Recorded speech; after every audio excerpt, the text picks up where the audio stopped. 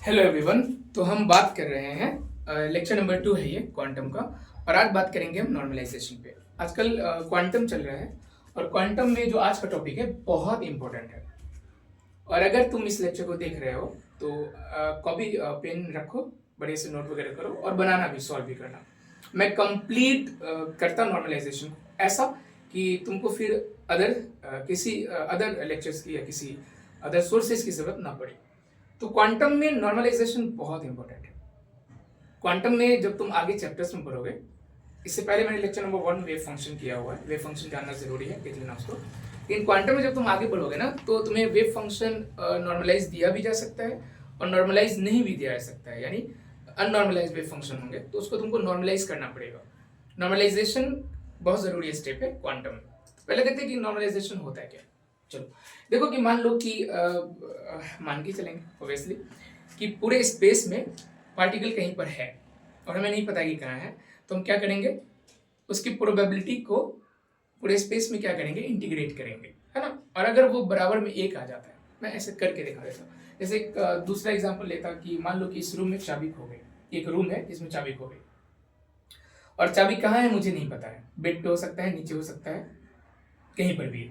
तो अगर मैं इस पूरे रूम में बात करूं तो चाबी तो इसी रूम में है, चाबी इसी रूम में है ना। तो चाबी अगर इसी रूम में है तो यहाँ पे अगर हम क्वांटम की बात करें और उसके कंडीशन को लगाए तो जो इंटीग्रेशन है किसका, प्रोबेबिलिटी का, वो 1 के बराबर होगा। यानी निश्चित रूप से चाबी इसी रूम में है। और इस कंडीशन को हम लोग बोलते हैं, इस पूरे ये जो कंडीशन है कि प्रोबेबिलिटी निश्चित रूप से 1 है, यानी पार्टिकल 100% पाया जा रहा है।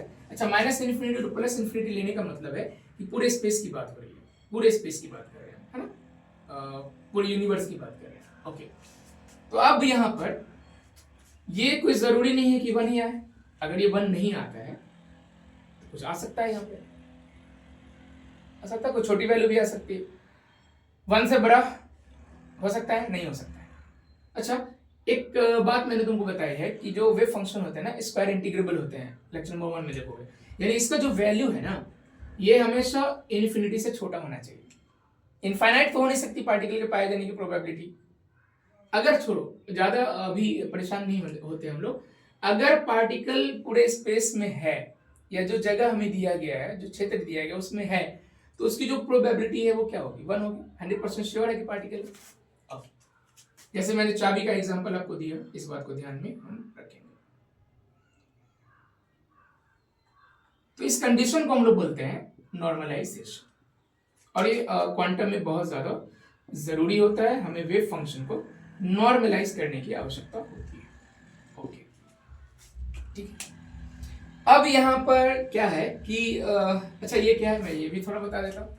अगर आप पहले नहीं देखे हो लेक्चर नंबर 1 और नहीं जानते हो, तो अगर आप पहला ये देख रहे हो, यही से शुरू कर रहे हो, तो यहां से भी समझ सकते हो। देखो, साई है वेव फंक्शन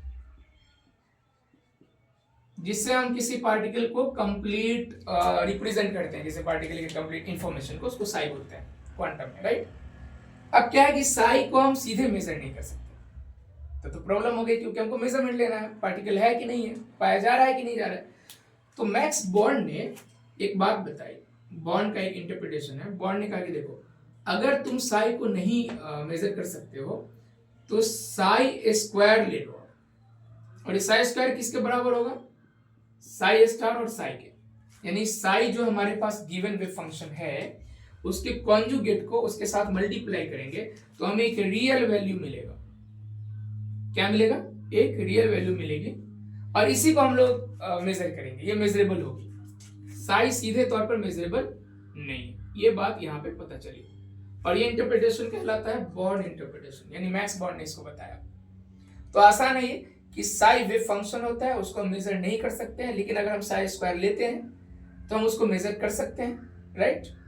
अब साई स्क्वायर जो है उसको हम मेजर करेंगे किसी स्पेस, किसी जगह, किसी क्षेत्र में। और उसका तरीका होगा कि हम इंटीग्रल लेंगे, इंटीग्रेशन करेंगे हम, और उसका जो रेंज होगा, जो लिमिट दिया होगा, उसके अंदर में हम साई स्क्वायर को कैलकुलेट करेंगे।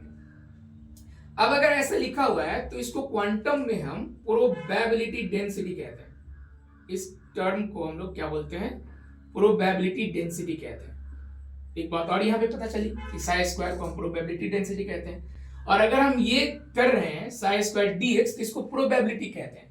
और इसका मतलब ये हुआ कि इस स्पेस में यानी माइनस इन्फिनिटी से प्लस इन्फिनिटी के बीच में पार्टिकल 100% है, तो इसकी प्रोबेबिलिटी कितनी आ गई? 1 आ गई। ज्यादा परेशान नहीं होना है, सिंपल वे में समझो कि अगर किसी स्पेस में पार्टिकल है तो उसकी जो प्रोबेबिलिटी है वो 1 होगी, यानी पार्टिकल 100% उसमें है, और वो आपको रेंज जो है लिमिट दिया हुआ। जैसे मान लो कि अगर आप 0 से 1 में कैलकुलेट कर रहे हो तो 0 से 1 अगर आपने रेंज लिया तो यहाँ 0 होगा और यहाँ 1 होगा। अगर आपने L लिया है तो 0 से L हो जाएगा। ऐसे करके हम लोग कैलकुलेट करेंगे, राइट। और इसको बोलेंगे प्रोबेबिलिटी। अगर इसका तुम ग्राफिकल रिप्रेजेंटेशन देखना चाहो, मान लो कि एक पार्टिकल जो है इस रीजन या स्पेस में है और यहाँ पे निश्चित रूप से है पार्टिकल, है ना, इसी में, इसी के अंदर है, इसी रेंज में, तो इसकी प्रोबेबिलिटी क्या हो जाएगी? 1 हो जाएगी। और अगर हम इसका एरिया कहें तो एरिया भी क्या आ जाएगा? 1 आ जाएगा। 100% श्योर है कि पार्टिकल यहाँ पे है।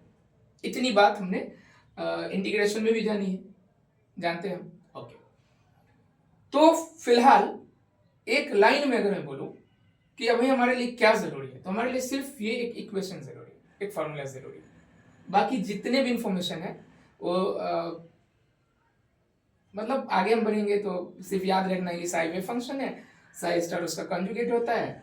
कंजुगेट में हम क्या करते हैं कि जो इमेजिनरी होते हैं, ई वाले जो टॉपिक होते हैं, टर्म होते हैं, उसको हम अगर प्लस हो तो माइनस कर देते हैं, वो देख लोगे तुम वही फंक्शन। हम आगे बढ़ेंगे तो चलो देखो आगे बढ़ते हैं। अगर अब हम कैलकुलेट करना सीखेंगे। अच्छा, एक और बात यहाँ पे है जो जाननी तो जरूरी है, वो ये है कि जो हम ये कैलकुलेट कर रहे हैं, अच्छा, नॉर्मलाइज करना हमारी जिंदगी में भी नॉर्मलाइज करना होता है, हमारे दैनिक जीवन में, डेली लाइफ में, कि नॉर्मलाइज करो। नॉर्मलाइज करने का मतलब होता है किसी चीज को किसी एक स्केल पर ले आना, उसको नॉर्मलाइज करना बोलते हैं।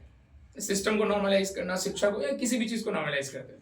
अच्छा देखो, ये जो कंडीशन आया है, मैं अपना प्रॉपर लिमिट लेके चलता पूरे यूनिवर्स का, minus infinity to plus infinity, ये प्रोबेबिलिटी है, और ये बताता है कि पार्टिकल जो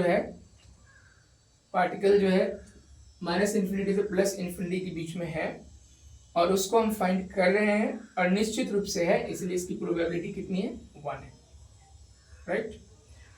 प्रोबेबिलिटी जो यहाँ पर टर्म है वो याद रखना कि वो बहुत काम का है हमारे। ठीक, आगे बढ़ो। अब यहाँ पर कुछ मिसिंग है। क्या मिसिंग है कि अगर तुम कुछ कैलकुलेट करते हो तो उसका वैल्यू जो है 1 आ भी सकता है, 1 नहीं भी आ सकता है। तो अगर मान लो कि एक वेव फंक्शन हमने लिया, अभी चुना, और उसका वैल्यू 1 नहीं आ रहा है और बराबर में 1 है, तो गलत हो जाएगा। तो इसको नॉर्मलाइज करने के लिए हम एक कांस्टेंट लेके चलते हैं, और उस कांस्टेंट को बोलेंगे नॉर्मलाइजेशन कांस्टेंट। यानी अगर मैं इसको थोड़ा और प्रॉपर वे में लिखूं, सही तरीके से लिखूं, तो ये हो जाएगा minus infinity to plus infinity, और यहाँ पे हम एक वेव फंक्शन लेंगे, है ना। वेव फंक्शन को हम लोग क्या करेंगे? नॉर्मलाइज करेंगे। एक वेव फंक्शन हम यहाँ पे ले रहे हैं,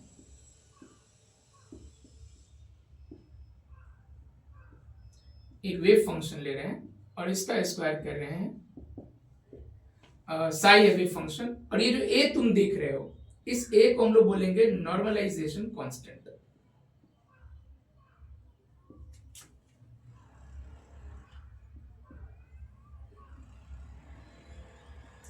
अब देखो, ज्यादातर जो क्वेश्चन होते हैं, जो न्यूमेरिकल प्रॉब्लम्स होते हैं, उसमें हमें ए को फाइंड करना होता है।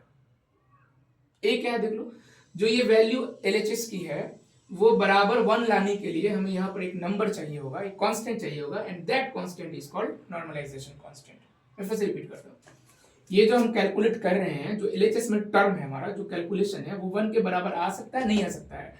तो 1 लाने के लिए हमें एक कांस्टेंट की जरूरत होगी, और इस कांस्टेंट को हम लोग क्या बोलते हैं? नॉर्मलाइजेशन कांस्टेंट कहते हैं, और इसे ही हमें फाइंड आउट करना होता है। ठीक है, यहाँ तक ठीक है।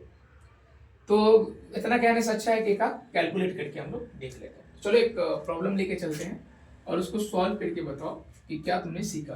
चलो तुम्हें इंटीग्रेशन आती है तो बहुत आसान है। देखो प्रॉब्लम कुछ ऐसा है कि ये प्रॉब्लम 1 है, साई एक्स मैंने लिया है a, चलो ठीक है, ए लिया है और इसका रेंज जो है 0 से एल है, for 0 to L।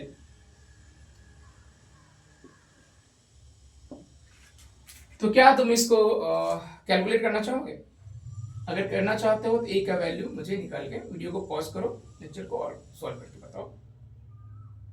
Next lecture में हम प्रोबेबिलिटी और प्रोबेबिलिटी डेंसिटी की बात करेंगे। इसमें हम नॉर्मलाइजेशन पढ़ ही रहेंगे। बस एक फॉर्मूला है जो बहुत इंपॉर्टेंट है और इसकी बात अभी होगी।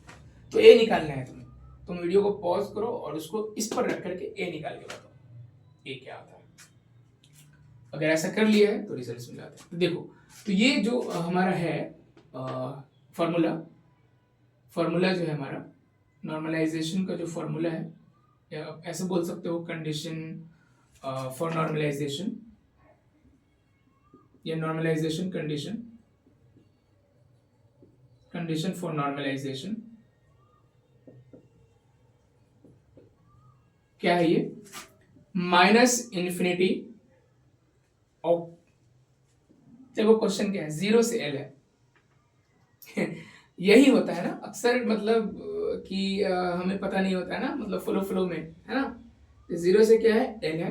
ओके, साई स्क्वायर करना है, ध्यान रखना पड़ेगा यहाँ पर साई एक्स ए है ना, और हमें स्क्वायर करना है इसे। अच्छा, ये कोई जरूरी नहीं है ना कि मैं साई एक्स ही लिखूं, एक्स का फंक्शन है, मैं तो सिंपल करने के लिए एक्स लिखता हूं वन डायमेंशन के लिए।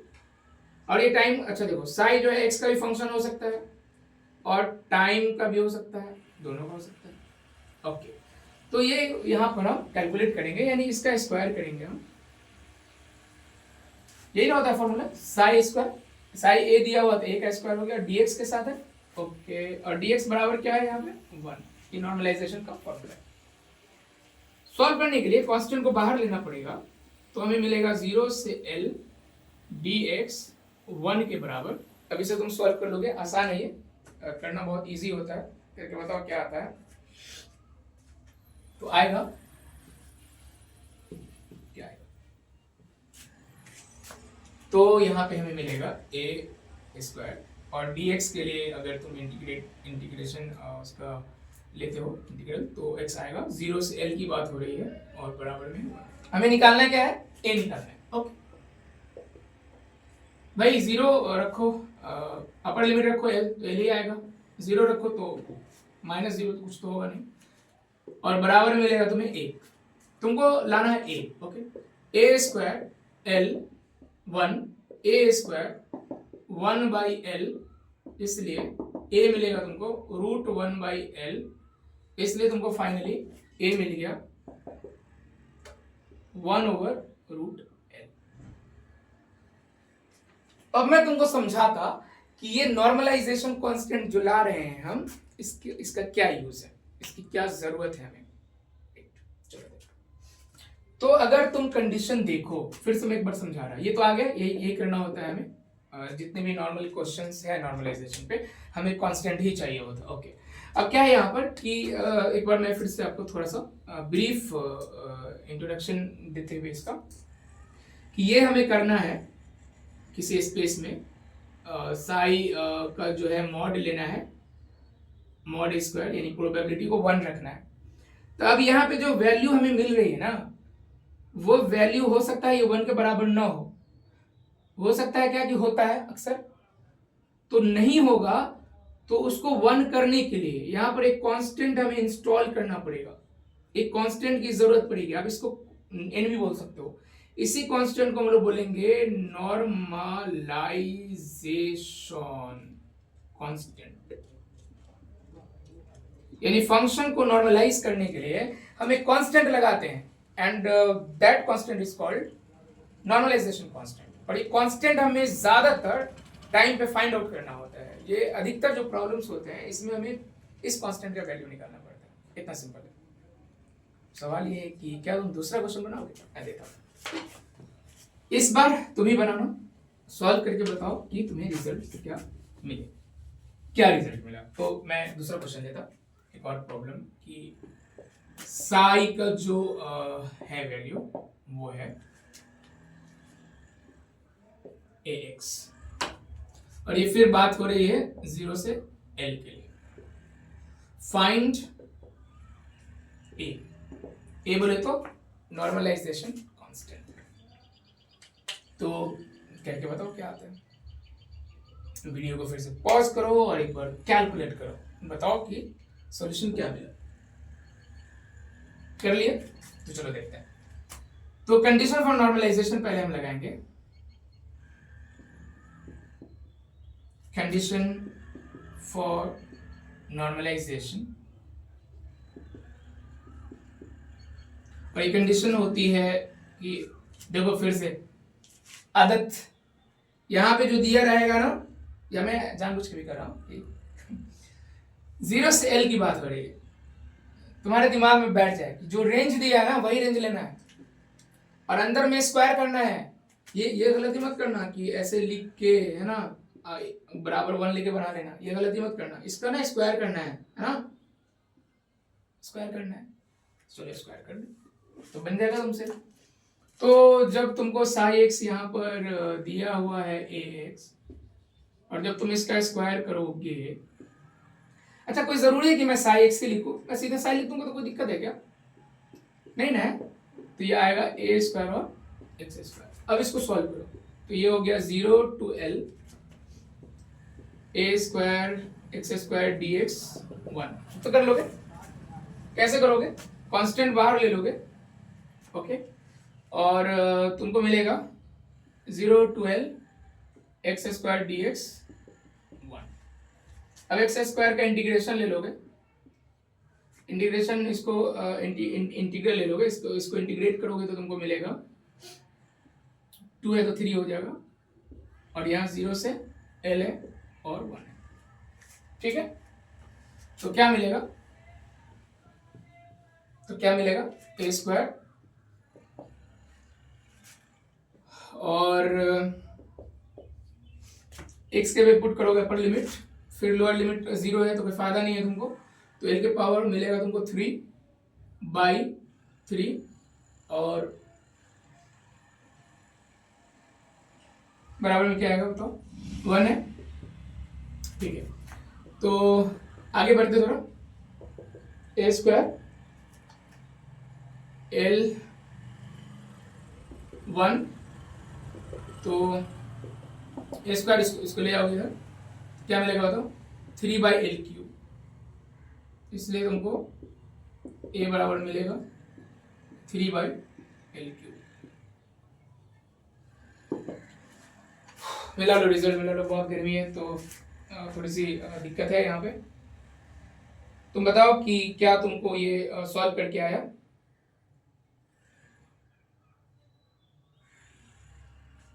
ठीक है, तो चलो अब नेक्स्ट हम तुमको देते हैं एक वेव फंक्शन, और इसमें हम एक खास प्रॉपर्टी यूज करेंगे, गॉसियन वेव फंक्शन की प्रॉपर्टी यूज करेंगे, है ना।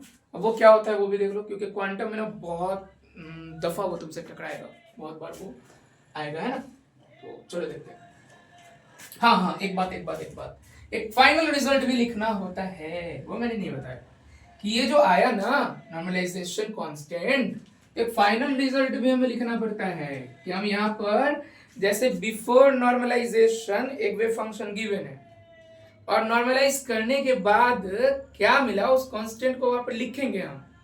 मतलब समझ रहे हो कि यहाँ पे हमें मेंशन करना पड़ेगा कि आफ्टर नॉर्मलाइजेशन हमें क्या मिला। तो आफ्टर नॉर्मलाइजेशन वेव फंक्शन वो नहीं रहा जो वेव फंक्शन था हमारे पास।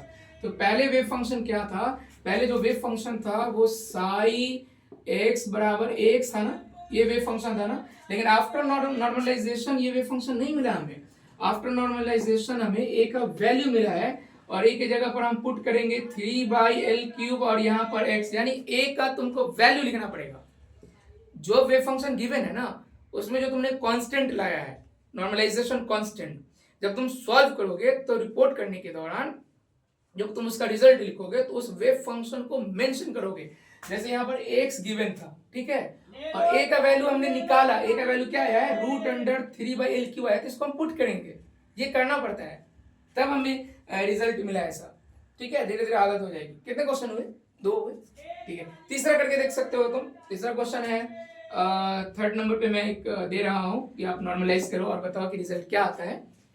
ए E minus X square by 2, इसको नॉर्मलाइज करो, मजा आएगा आपको। और बताओ कि इसका रिजल्ट क्या आता है। वीडियो को पॉज करो, सॉल्व करो, नॉर्मलाइजेशन सीख जाओगे तो क्वांटम के बेसिक्स में से एक बहुत इंपॉर्टेंट स्टेप तुम्हारा कवर हो जाएगा। क्योंकि आगे जैसे जैसे तुम क्वांटम में बढ़ोगे ना, तुमको नॉर्मलाइज करना ही पड़ेगा वेव फंक्शन को, तभी तुम फर्दर लीड कर पाओगे। तो तुम इसको कैलकुलेट करके बताओ कि क्या रिजल्ट आते हैं, और अगर किया है तो मेरे रिजल्ट से मिला दो। है ना, कोई ज़रूरी नहीं है, कैलकुलेशन के दौरान मेरे से भी गलती हो सकती है, ध्यान देने के कारण। तो उसको तुम देख लेना कि बताना अगर कोई छूट गया हो या कहीं पर कुछ रह गया हो। कैलकुलेशन में ना एरर हो सकते हैं, किसी से भी हो सकता है। अच्छा, इसका रेंज मैंने नहीं दिया, इसका रेंज अगर नहीं दिया हुआ है तो इसका रेंज हम लोग कुछ लेके चल सकते हैं। अगर रेंज नहीं दिया हुआ तो माइनस इन्फिनिटी से प्लस इन्फिनिटी लेके चलेंगे। रेंज गिवन होता है 0 से, तो 0 से लेंगे, मैंने बताया नहीं। अगर नहीं रेंज दिया हुआ है तो हम इसको माइनस इन्फिनिटी से प्लस इन्फिनिटी लेके चलेंगे। अभी भी अगर करना चाहते हो तो कर सकते हो। कंडीशन ऑफ नॉर्मलाइजेशन बार बार लिखना जरूरी नहीं है, इसका हम स्क्वायर करते हैं और बराबर में 1 लेके चलते हैं। तो चलो ठीक है, करो, सॉल्व करो। Minus infinity plus infinity, okay. और इसका तुम अगर स्क्वायर करोगे तो क्या आएगा, देखो तो ए स्क्वायर आएगा। हाँ, यहाँ पर बहुत दिक्कत होती है, स्क्वायर कर हम यहाँ पे करके दिखा देते। देखो ये ध्यान रखना, अगर तुम इस वेव फंक्शन का स्क्वायर कर रहे हो, ऐसा ना कि यहाँ पावर 4 कर देना तुम, ये होगा ए स्क्वायर ई के power minus 2 x square by 2 से 2 होगा कैंसिल, तो मिलेगा ए E minus X square by 2, है ना। तो ये तुमको मिलेगा स्क्वायर करने का। तो मैं रिजल्ट लिख दूं क्या, देख लेना और ये याद रखना, है ना, बहुत काम का है ये। और कभी भी dx मत भूलना, ठीक है। ओके, चलो इंटीग्रेट करते हैं। इसमें से जो कांस्टेंट है बाहर आएगा, क्या है कांस्टेंट, ए स्क्वायर बाहर आएगा। ओके, तो हमारे पास जो बचेगा, जो जायदाद बच जाएगी हमारी, है ना, ए स्क्वायर कांस्टेंट जाने के बाद वो बचेगा minus X square. Oh my gosh, 2 से 2 तो कट गया था, कोई बोल भी नहीं रहा है कि सर कट गया है। अरे बोल सकते हो ना भाई, आवाज भले ना पहुंचे, फीलिंग्स तो पहुंचेगी। 2 से 2 कट गया, माइनस एक्स स्क्वायर मिलेगा। ओके, पता है ये सब एरर हो जाते हैं, और इस एरर के चक्कर में वाट लग जाते हैं ना, आने को आम आता है मूंगफली, ये बन है, रिजल्ट ही नहीं मिलते यार। इतनी गर्मी पढ़ाना पड़ रहा है, बहुत 43-44 डिग्री टेम्परेचर है, और पंखा नहीं चला सकते क्योंकि बहुत नॉइस चला जाएगा, तो मेहनत करनी पड़ती है।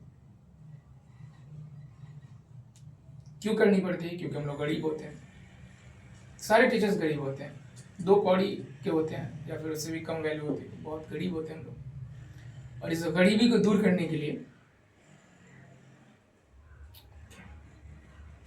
क्या आएगा वैल्यू, क्या तुम सक्षम हो। देखो, इसको कैलकुलेट करने का तो एक वे है जिसमें हम कभी बात करेंगे। फिलहाल हमारे पास एक शॉर्टकट है, ट्रिक है, और वो ट्रिक है, उसको बोलते हैं गॉसियन, ये गॉसियन वेव फंक्शन का नेचर है, गॉसियन वेव फंक्शन प्रॉपर्टी, या सीधे तुम बोल सकते हो गॉसियन प्रॉपर्टी। तो वो क्या होता है, उसको तुम मेंशन करोगे, उसको हाईलाइट करोगे, उसको मार्क करके रखोगे, वो फ्यूचर में बहुत जरूरी है तुम्हारे लिए, है ना। तो गॉसियन प्रॉपर्टी का हम लोग यहाँ पे यूज करेंगे, और मैं पहले यहाँ पर एक बात बता दूं आपको कि वो प्रॉपर्टी क्या होती है, फिर आप आराम से, ऐसे अदर क्वेश्चंस भी हैं मेरे पास, अभी बहुत सारे क्वेश्चंस हम लेकर के आए हैं। पता नहीं ये वीडियो कितना ये लेक्चर लंबा होगा, हो सकता है तो बहुत ज़्यादा भी जा सकता है, और फिर मन करेगा देखेंगे कि बोर हो रहा तुमको तो छोड़ देंगे। अब यहाँ पर क्या है कि ए स्क्वायर, हाँ वो नॉर्मलाइजेशन, वो जो कंडीशन है, गॉसियन वेव फंक्शन की जो प्रॉपर्टी है,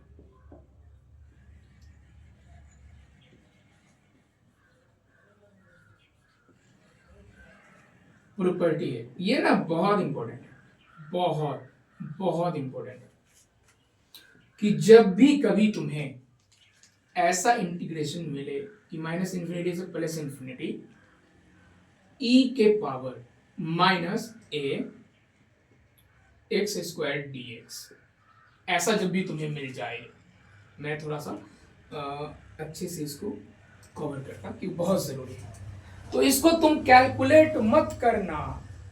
ऐसा अगर कभी आएगा, अभी बहुत सारा फंक्शन हम लोग को देंगे, तो इसको कैलकुलेट मत करना, इसको सीधे तुम लिखना रूट पाई बाई ए।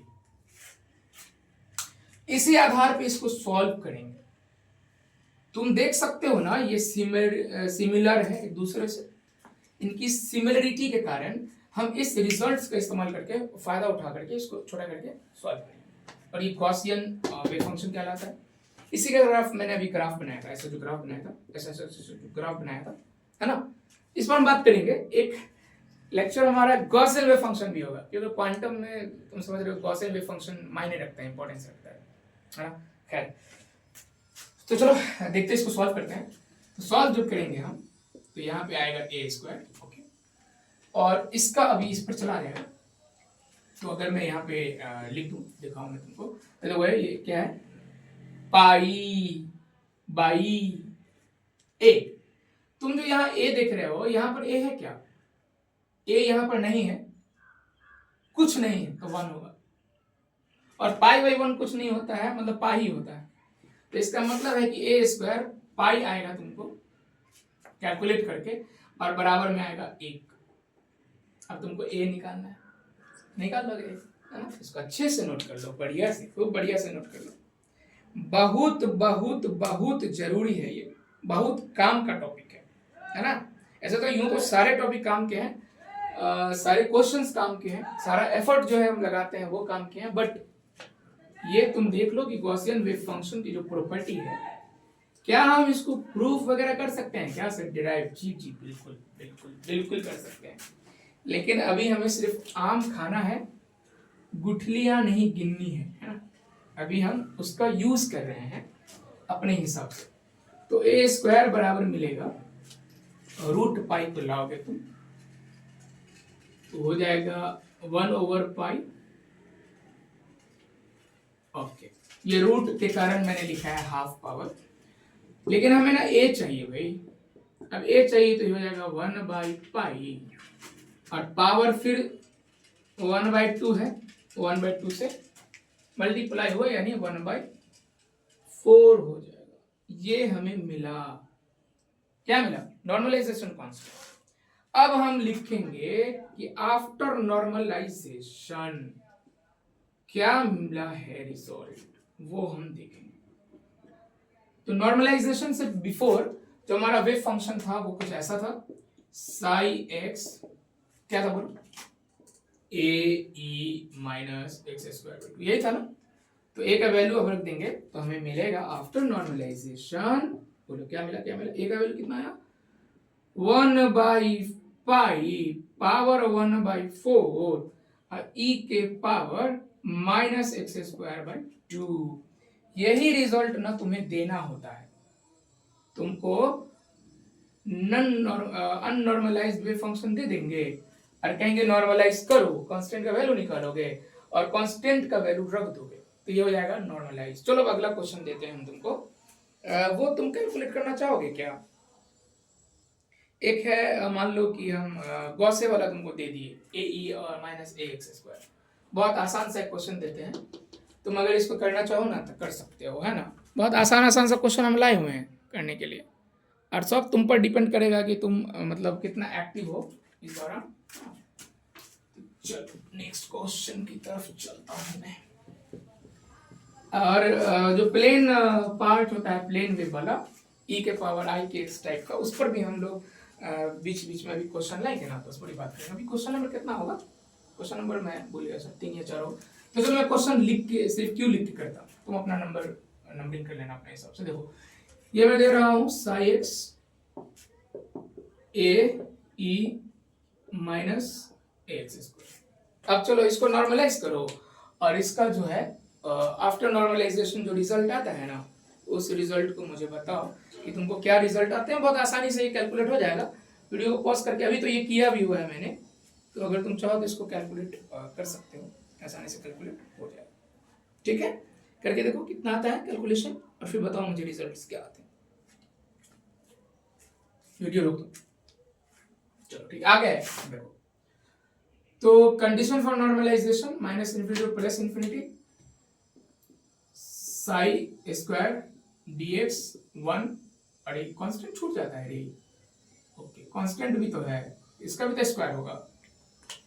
तो क्या करेंगे, अब इसको लिखेंगे यहाँ पे माइनस इन्फिनिटी से प्लस इन्फिनिटी। अच्छा, मैं बार बार एक कंडीशन लिखूं, जरूरी नहीं ना है। अच्छा, यहाँ पर लिमिट नहीं दिया हो, इसलिए मैंने minus infinity to plus infinity पूरे स्पेस में लिया है। तो इसको कैलकुलेट करेंगे तो सीधे में कर देंगे स्क्वायर, तो ये हो जाएगा ए स्क्वायर। अभी मैंने तुमको बताया कैसे कैलकुलेट होता है। तो ई के पावर हो जाएगा, ये जब करेंगे ना इसका स्क्वायर तो आएगा -2a एक्स स्क्वायर dx बराबर 1। अब इसको सॉल्व करेंगे, वही प्रॉपर्टी लगा दो तुम। पहले ए स्क्वायर को बाहर ले लो, कांस्टेंट को, तो मिलेगा माइनस इन्फिनिटी से प्लस इन्फिनिटी ई के power -2a x square dx। अब जब तुम इसको सॉल्व करोगे तो मिलेगा तुमको ए स्क्वायर, और ये वही हो गया गॉसेल वेव फंक्शन की प्रॉपर्टी। क्या होती है बताओ तो? पाई बाई ए होता है। अब देखो तो ए नहीं होगा, यहाँ पर क्या है 2a, ये हो जाएगा पाई बाई 2a, अब बराबर में होगा 1। अब इसको जब तुम सॉल्व करोगे ना तो ए स्क्वायर बराबर हो जाएगा, ये उलट जाएगा इधर आके, तो हो जाएगा 2a बाई पाई अब पावर 1/2। और जब स्क्वायर हटा दोगे तो ये हो जाएगा 2a बाई पाई अब पावर हो जाएगा 1/4। अब लिख दोगे एक फाइनल लाइन। अब फाइनल लाइन क्या होता है बताओ? आफ्टर नॉर्मलाइजेशन,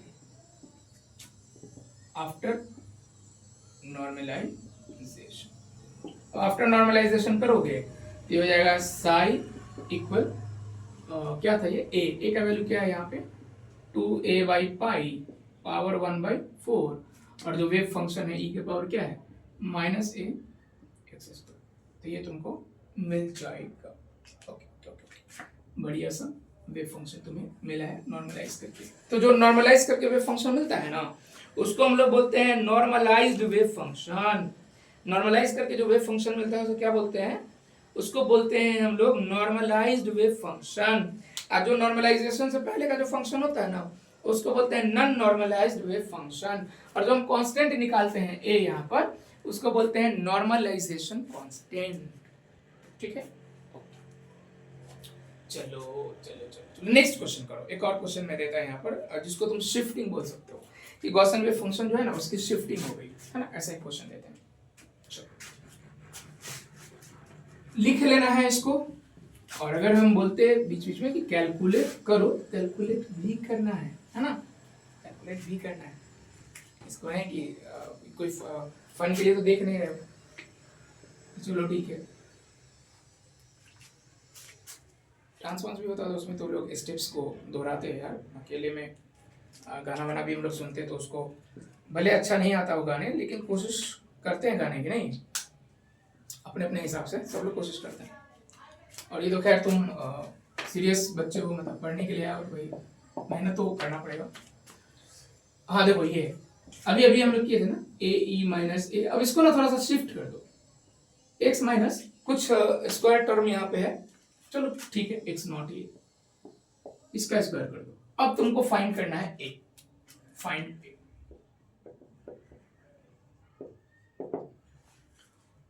चलो इसको सॉल्व करो, थोड़ा ही करता हूं। इसको सॉल्व करके बताओ कि जो इसकी वैल्यू है वो क्या आ रही है। फाइंड a, अभी वाला ही है ये, अभी जो तुम लोग कर रहे थे ना, क्या कर रहे थे अभी, ए माइनस ए एक्स स्क्वायर कर रहे थे। अब हम इसमें ना शिफ्ट कर दिए, x को x माइनस एक्स नॉट से इसकी शिफ्टिंग हो गई। तो यहाँ पर एक और बात पता चलेगा, x नॉट से शिफ्टिंग हुई है, एक बात पता चलेगा कि क्या शिफ्टिंग का असर पड़ता है क्या नॉर्मलाइजेशन कांस्टेंट पे। तो वो भी हम लोग जान लेंगे कि क्या शिफ्टिंग करने से वैल्यू अभी जो आए थे क्या वो नहीं आके दूसरा वैल्यू आएगा? अब ये किए थे ना हम, 7 किए थे। अब इसमें क्या, इसमें खाली x माइनस एक्स नॉट की शिफ्टिंग है तो वेव फंक्शन वही। अरे वो यही ना वेव फंक्शन अभी किए हैं हम लोग। करो तो बताओ क्या आता है।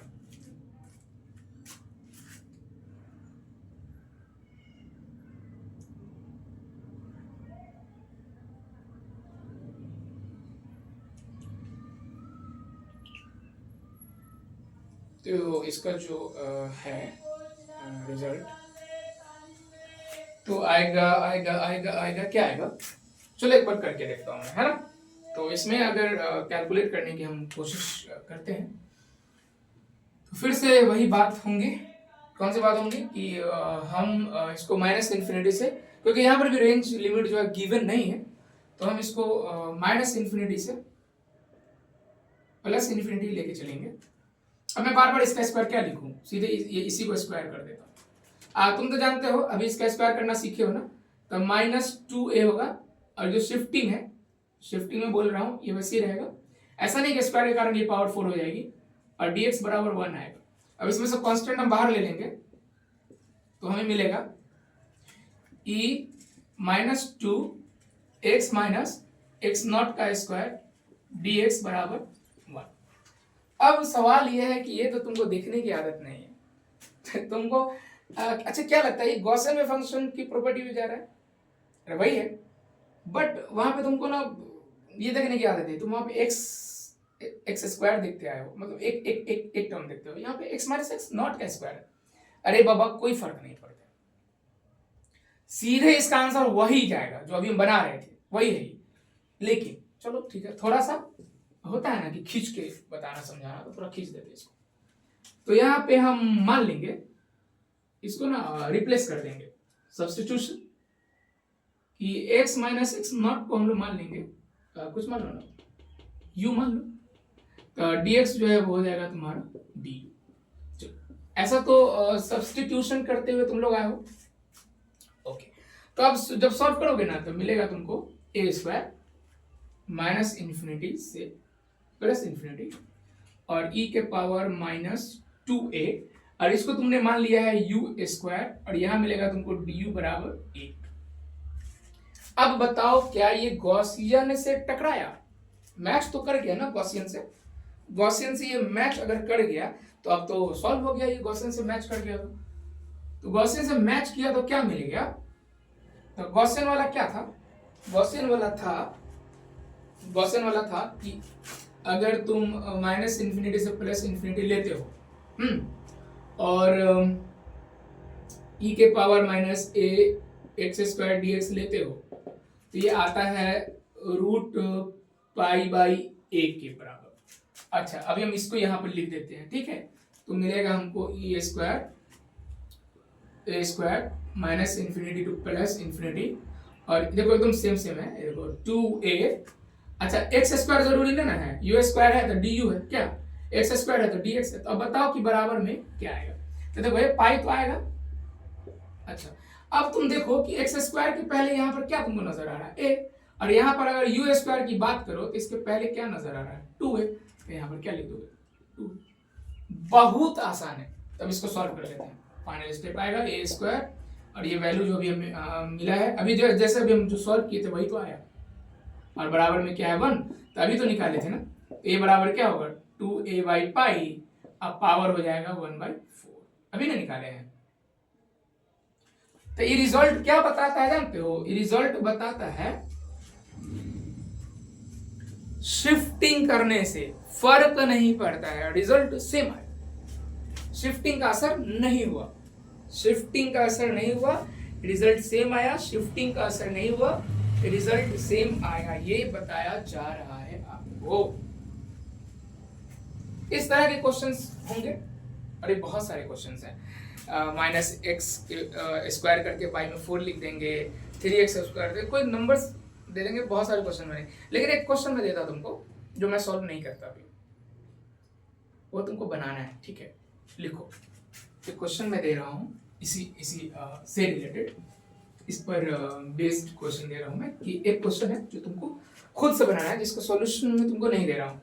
और वे फंक्शन कुछ ऐसा है कि साई x गिवन है, और ये है आपको ए एक्स ई के पावर माइनस ए एक्स स्क्वायर, और आपको यहाँ पर करना है फाइंड ए निकालना है, ठीक है, कर लोगे?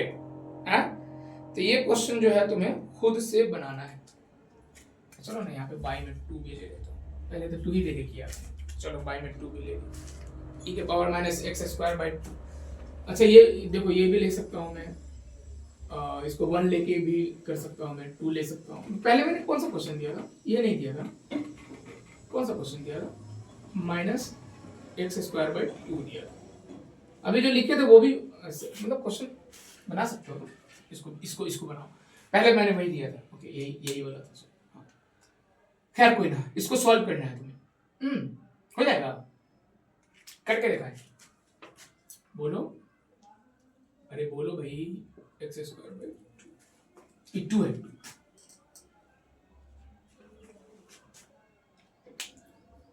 तो इसको सॉल्व करना है। अब चलते हैं हम नेक्स्ट वाले पे, इसको तुम ही करना, ठीक है? तुम करना और कमेंट में मुझे बताना कि कोई दिक्कत अगर हुई है तो बताना मुझे, अगर फंस गया हो तुम, नहीं सॉल्व कर पाया तो भी बताना मुझे, ठीक है? एक लेता हूं मैं माइनस लेमडा एक्स वाला क्वेश्चन, फिर मैं एक्सपोनेंशियल जो टर्म होते हैं ना वैसा क्वेश्चन ले लूंगा, तो बहुत बनाना है तुम्हें। चलो ठीक है, नेक्स्ट क्वेश्चन है हमारा,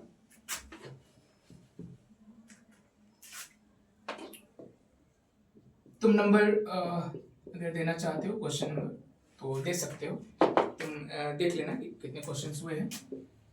ए E minus lambda mod x. चलो इसको सॉल्व करो, ये थोड़ा अच्छा क्वेश्चन है, सारे क्वेश्चंस अच्छे हैं, लेकिन अभी जितना भी हम कर रहे थे सब एक एक एक पैटर्न के थे। ये भी है, लेकिन इसमें थोड़ी सी प्रॉपर्टीज का इजाफा होगा, है ना, वृद्धि होगी, कुछ चीजें हम नया सीखेंगे इसमें। जैसे इवन फंक्शन प्रॉपर्टी यहाँ पे आएगा, तो इसको सॉल्व करके बताओ इसका वैल्यू तुम क्या निकाल पाते हो।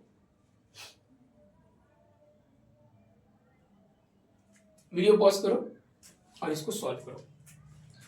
सॉल्व करके जल्दी से मुझे बताओ इसका नॉर्मलाइजेशन वही फाइंड ए करना है।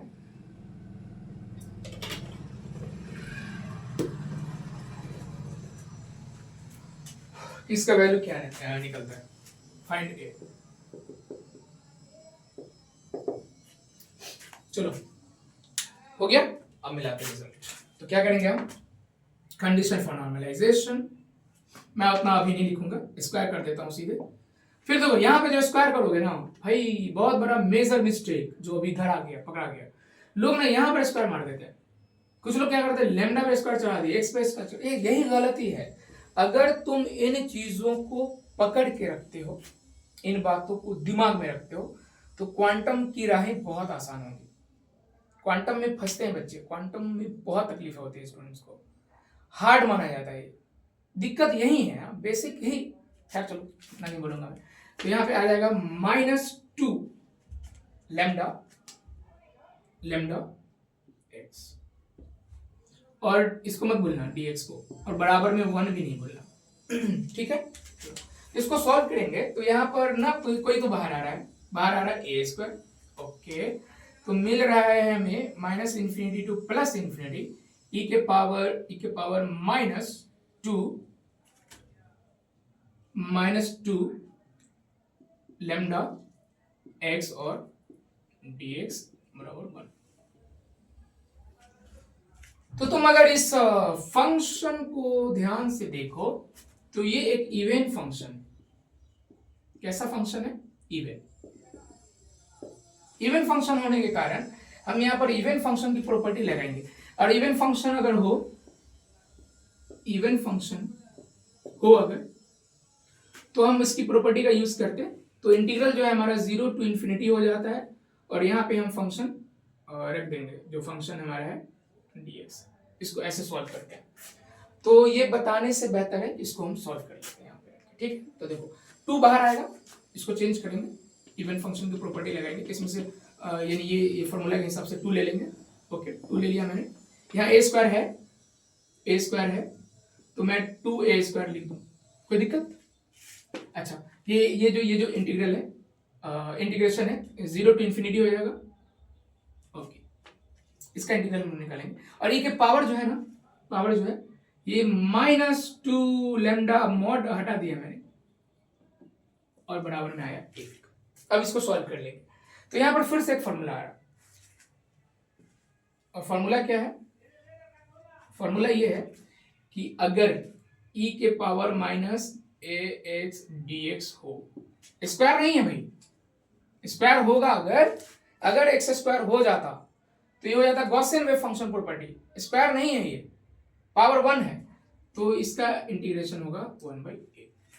तो इसके हिसाब से हमें सॉल्व करना है। तो चलो अब तो मिल गया ये।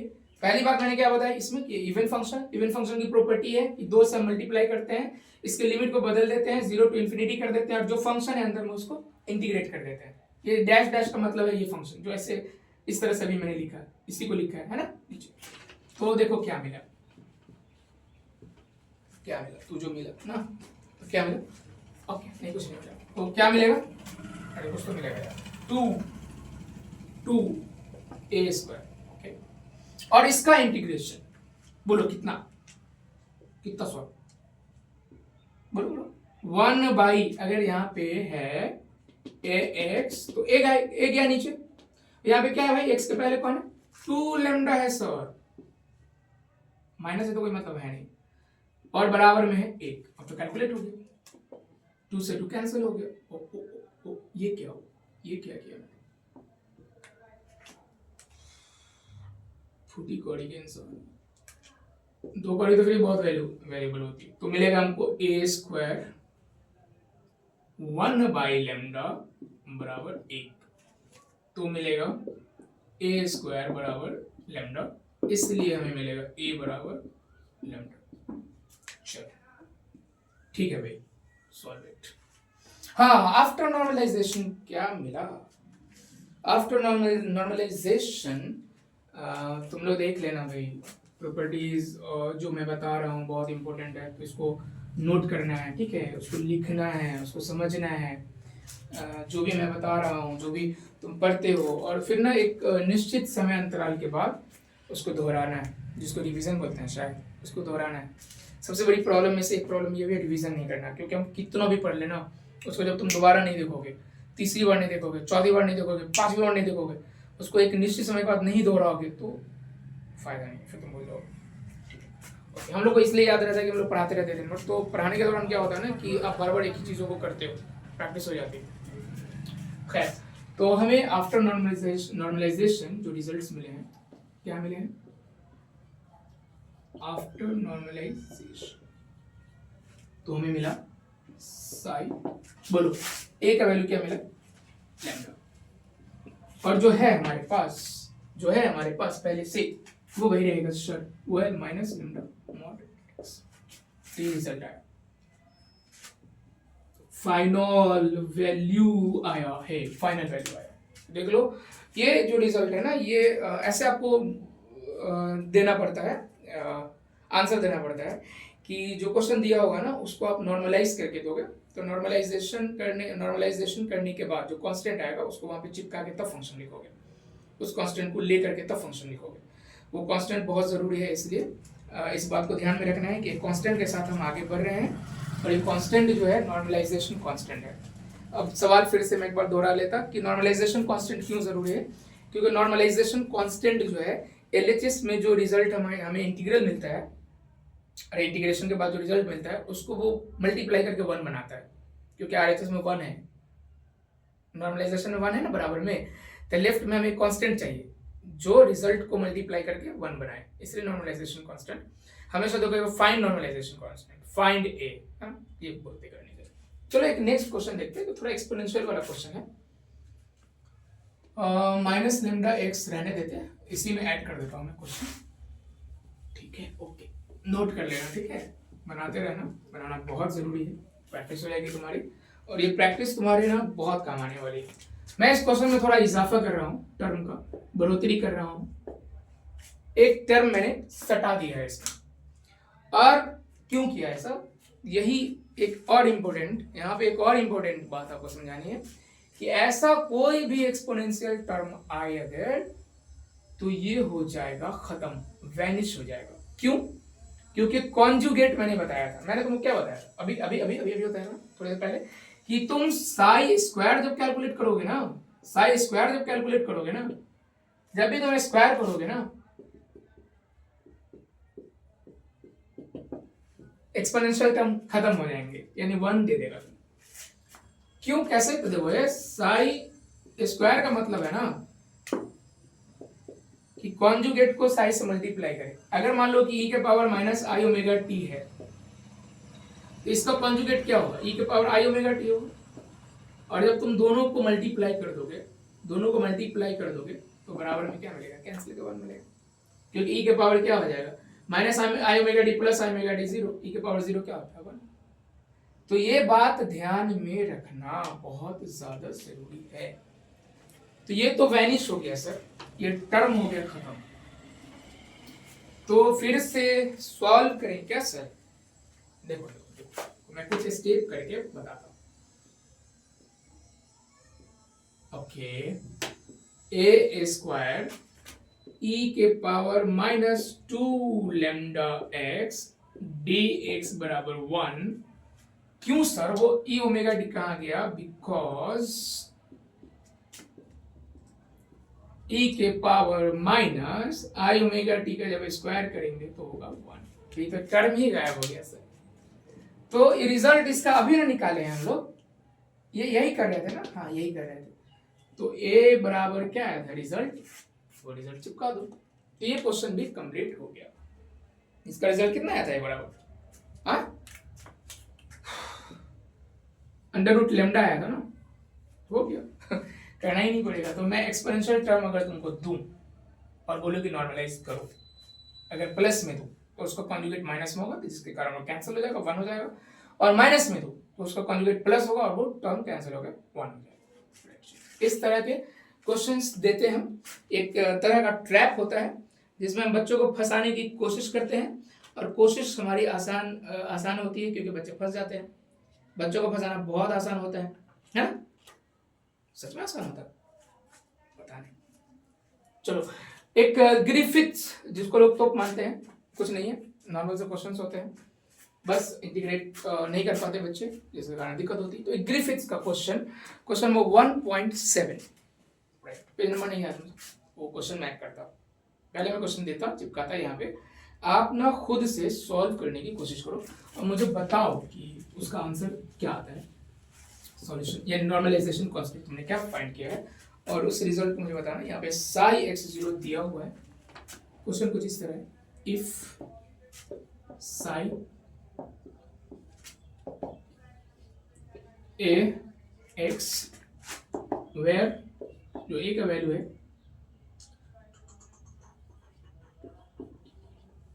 एक्स का वैल्यू एक्स का वैल्यू 0 से a के बीच में और है a b minus x by b minus a, where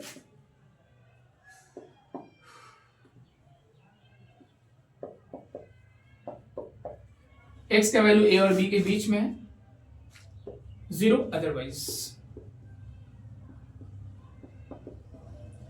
और ये क्वेश्चन है, ये इसका लिमिट है 0 to a, ये लिमिट है a to b, और ये अदरवाइज है 0 है, तो इसको कैलकुलेशन में शामिल नहीं करेंगे। और क्वेश्चन है फाइंड a। चलो, तो इसको सॉल्व करके तुम्हें बताना है इसका रिजल्ट। थोड़ा सा ब्रेक मिला आपको, इसको सॉल्व करके आप इसका रिजल्ट बताओ कि इसका रिजल्ट क्या आता है। और रिजल्ट्स ये ग्रिफिथ्स का एक प्रॉब्लम है 1.7, वीडियो रोक दिया, कर लिया, तो फिर रिजल्ट्स मिला लो। चलो हम इसको कैलकुलेट करके देते हैं।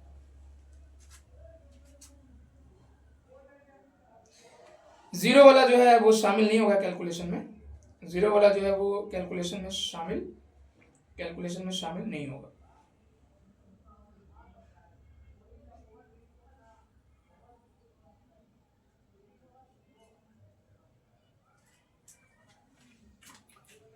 तो कंडीशन फॉर नॉर्मलाइजेशन लगाएंगे हम,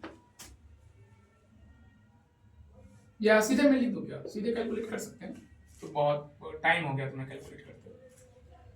तो क्या है कि जो रेंज यहाँ पे दिया हुआ है ये है 0 से a, ओके, इसका स्क्वायर करते हैं,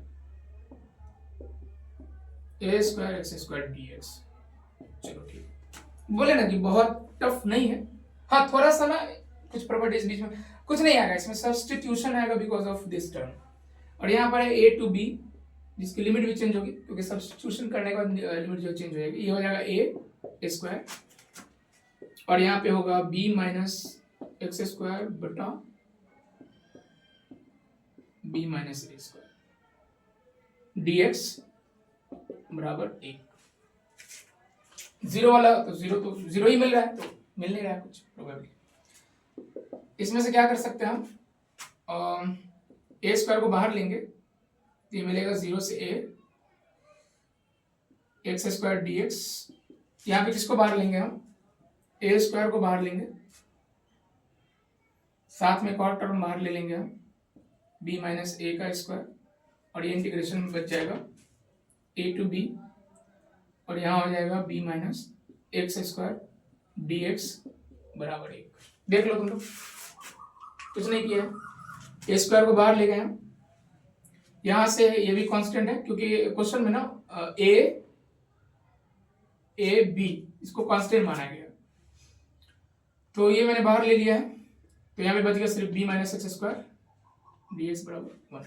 इसको ना सॉल्व करना है, और ये तो सॉल्व हो गया ना, ये तो सॉल्व हो गया ना, ये तो सॉल्व हो गया, बच जाएगा ये टर्म है ना, इस टर्म को सॉल्व करना है। इसमें सब्स्टिट्यूशन मेथड जो है हम यूज करेंगे, बहुत आसान सा ये एक क्वेश्चन है।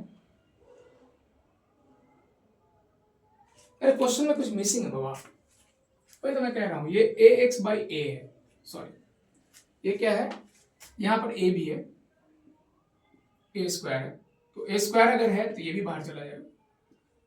क्वेश्चन जो मैंने दिया ना उसमें मिस कर गया मैं, ए एक्स बाई ए है, वही तो मैं कह रहा हूँ कि ए तो होना चाहिए, ए है रेंज। ओके, तो अब बताओ मुझे कि क्या आएगा इसका रिजल्ट, तुमको क्या लगता है कि इसको तुम सॉल्व अगर कर सकते हो, सक्षम हो, अगर तुमने मैथ्स पढ़ी है तो तुम इसको सॉल्व कर पाओगे। कोई बहुत बड़ा भी कैलकुलेशन इसका बहुत हार्ड नहीं होने वाला है कि एकदम मतलब दिक्कत ही हो जाए हमें। तो ऐसा करें हम फर्स्ट इंटीग्रल सेकंड इंटीग्रल करके सॉल्व करते हैं क्या। तो पहला वाला हम देख लेते हैं,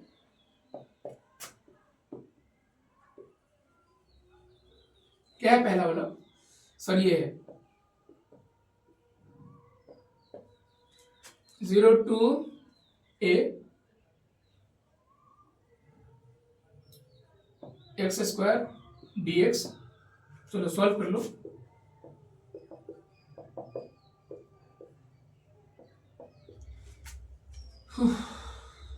इसको सॉल्व करोगे क्या आएगा, पावर हो जाएगी 3, 0 से a,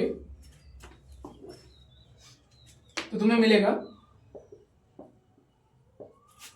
0 है और a है, तो a पुट करोगे, 0 का बेनिफिट नहीं है, कुछ मिलेगा नहीं, तो x के पावर क्यूब मिलेगा, x का जगह a ले लेगा, a के पावर क्यूब हो जाएगा, स्क्वायर से टर्म कट जाएंगे, तो ये तुमको मिलेगा a स्क्वायर बाई a, अरे स्क्वायर से स्क्वायर कट गया तो a स्क्वायर a मिलेगा, क्योंकि टर्म कट गया, एक a बच जाएगा, तो a स्क्वायर a आएगा तुमको। क्या हम सही किए हैं क्या, गलती हो गई रे बाबा, इंटीग्रेट करेंगे तो 3 भी तो होगा, 3 भी तो होगा, तो यहाँ 3 आएगा, 3, सॉरी थोड़ा सा मिस्टेक हुआ कैलकुलेशन में। अब आया, अब ये आया कि हो जाएगा 3, अब ठीक है ना, a/3 आ जाएगा, क्योंकि जब तुम इंटीग्रेट करोगे तो पावर बाय में भी होगा, एक कांस्टेंट c तो हम अभी नहीं ले रहे हैं, कंसीडर नहीं कर, यानी ये सिंपल सा इंटीग्रेशन है जो तुम बहुत बचपन से करते आ रहे। अब चलो करते हैं सेकंड टर्म, सेकंड टर्म को इंटीग्रेट करते हैं, उतना भी चुनौती नहीं है, आसान सा टर्म है वो। पहले टर्म कैलकुलेट करते हैं फिर इससे मल्टीप्लाई करते हैं, यहाँ पे भी हम कर सकते थे, पहले टर्म कैलकुलेट करते हैं फिर इससे मल्टीप्लाई। तो फर्स्ट इंटीग्रल जो तुमको आया है, मैं कहीं पे लिख देता हूँ कि इस रिजल्ट्स को हम याद रखेंगे, a स्क्वायर a/3 आया है। चलो सेकंड जो टर्म है हमारा, सेकंड जो इंटीग्रल है वो देखते क्या,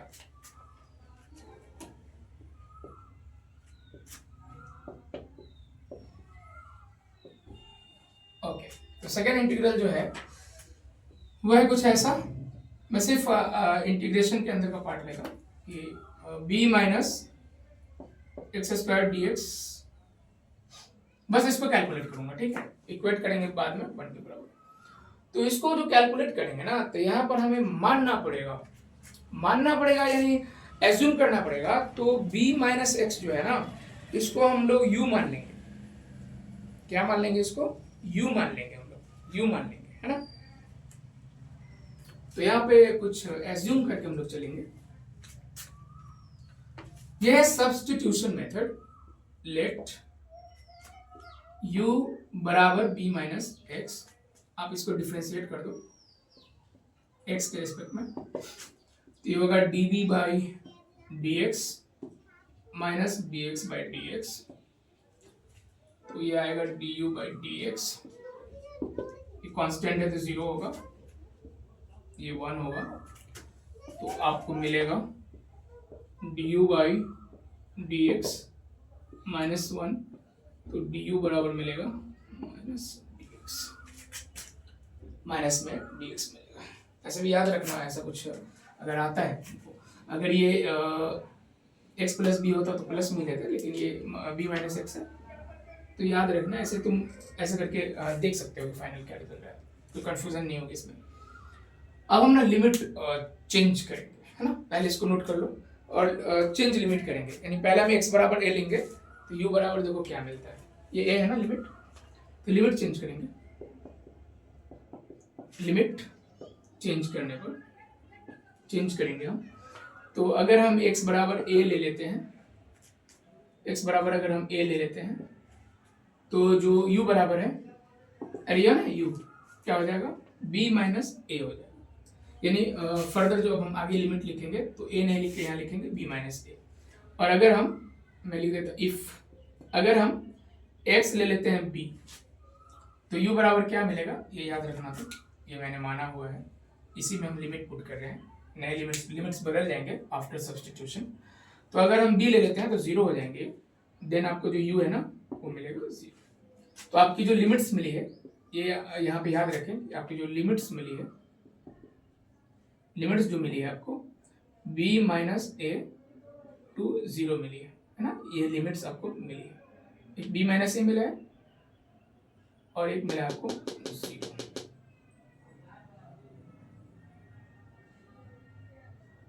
lower limit and upper limit, ऐसा आपको लिमिट मिला है, ठीक है। तो ये आप नोट कर ले।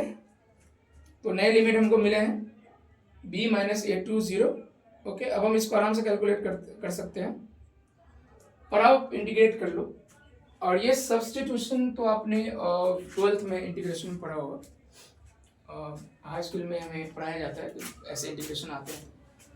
तो अब इसको सॉल्व करेंगे हम। तो जितना भी एक्स्ट्रा इन्फॉर्मेशन मैंने यहाँ पे लिखा हुआ है उसको मैं हटा देता हूँ, ये सारे वैल्यूज को जो मैंने दिया है तुम याद रखना, देख लेना और इसको नोट जरूर करना कि क्या अगर कोई मिस्टेक होती है तो बताना, क्योंकि कैलकुलेशन में गलती हो जाती है कभी कभी।